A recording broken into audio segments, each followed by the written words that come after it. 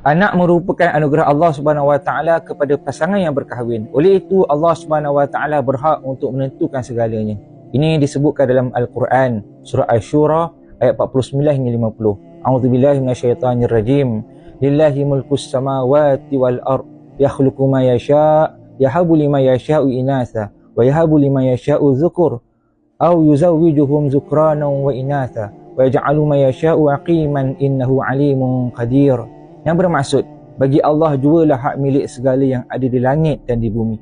Ia menciptakan apa yang dikehendakinya. Ia mengurnikan anak-anak perempuan kepada sesiapa yang dikehendakinya dan mengurnikan anak-anak lelaki kepada sesiapa yang dikehendakinya, atau ia mengurnikan mereka kedua-duanya, anak perempuan dan anak lelaki. Dan ia juga menjadikan sesiapa yang dikehendakinya mandul.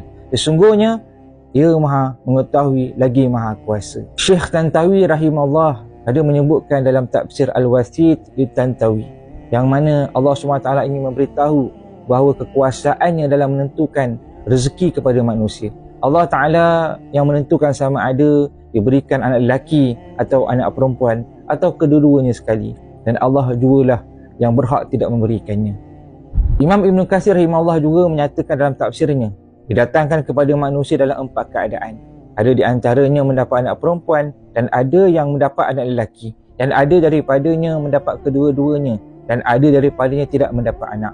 Ini menunjukkan bahawa Allah SWT berhak menentukan agar manusia beriman dan bergantung harap kepadanya.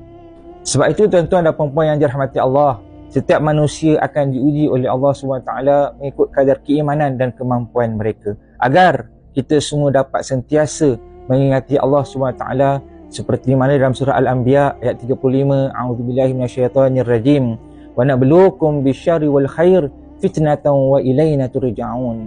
Kami menguji kamu dengan kesusahan dan kesenangan sebagai cubaan, dan kepada kamilah kamu semua akan dikembalikan. Dalam sebuah hadis, Rasulullah SAW menceritakan kepada mereka yang diuji dengan tidak diberikan anak kepada mereka, dan Allah SWT akan memberikan apa yang dikehendakinya di syurga nanti. Ia seperti mana hadis yang diriwayatkan oleh Abu Sa'id Al-Khudri radhiyallahu an, sabda Nabi SAW dalam riwayat Ibnu Majah, al-mu'minu idza ishtahal walad fil jannati kana hamluhu wa wad'uhu fi sa'atin wahidatin kama yashtahi.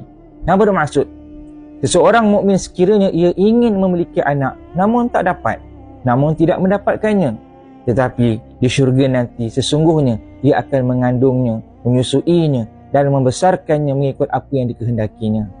Imam Tirmizi rahimahullah dalam mensyarahkan hadis ini menyatakan bahawa ahli ilmu berbeza pendapat berkenaan dengannya.